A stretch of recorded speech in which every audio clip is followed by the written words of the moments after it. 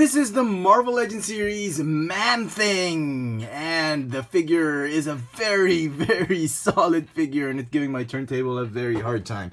He is the Build-A-Figure figure for Build-A-Figure for the Marvel Knights or the Marvel's Netflix figures wave of Marvel Legends figures for 2017. Hoping it's just the first wave and we'll get a second wave. And each one of these figures has a piece to build the Man-Thing. And boy, oh boy, look how awesome this thing is. If you haven't picked up this year's mini reboot of Marvel Comics' Man-Thing by R.L. Stine, oh, you got to pick up that book. It's an amazing, amazing sort of mini reboot on a very familiar character. And because we have been given some Easter eggs in the Thor Ragnarok trailer, that shows a bunch of head sculpts, including the Man-Thing, this figure could not have come at a better time. It comes fully articulated, lots of details, and it is a refreshing change on the original Toy Biz Man-Thing, which to me, I never got that figure, but it looked kind of like more of a Sasquatch figure than a Man-Thing figure. It did have that Man-Thing looking, but this one really has a lot of heft and bulk and very Hulk-like figure that I think the Man-Thing deserves. So well done, Hasbro. Let me get him out of this turntable before this turntable actually dies on me. Okay, so there he is. Not exactly. Okay, let's straighten him out.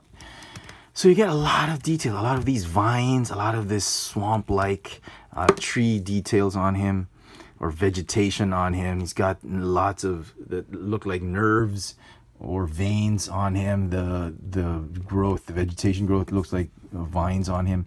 Very nice. The head sculpt, perfect head sculpt. I think Hasbro nailed it with this one. Really nice looking Man-Thing head sculpt. And it comes with several pieces attached to it. It's not just one solid sculpt. It's like they've got these tendrils on him, the eyes attached to the main head. Very nice. Look at the vines. Paint apps for the figure, very nice. Again, lots of wash, green, dark green wash on figure. I love it. Hardly any quality control issues on the paint apps that you should be worried about. For articulation on the figure, the head is actually on a double ball joint. It's like a ball joint underneath, and this one acts like a ball joint for the actual head. But because of the sculpt, it's a tight sculpt, a tight fitting sculpt. It can only move this much. You can rotate the head, but that's it. There's not a lot of expressive poses you can do with that head. The centerpiece reminds me of an Abomination torso, but it ratchets very loosely for an ab crunch. Ratchets again as a waist swivel. The waist swivel is very tight.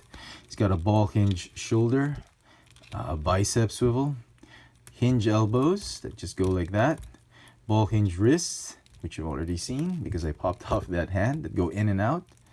Look at that sculpt. Look at that hand sculpt. Really nice. Ball hinge hips that amazingly have a wide range of motion. Thigh swivel, double jointed knees that go up there.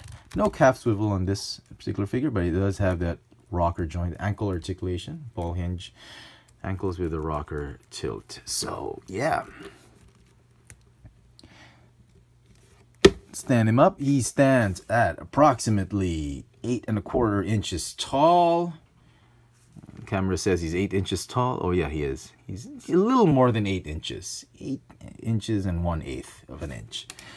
Not a quarter, my bad. And just to give you a size comparison, here he is with Warlock, another Build-A-Figure from a previously released X-Men wave. And then here he is with the Juggernaut, so you can sort of figure out his girth. So he's right there. He's not the biggest of all these Build-A-Figures, but he has some heft to it.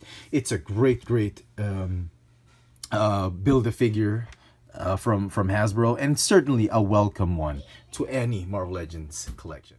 So there you go, folks.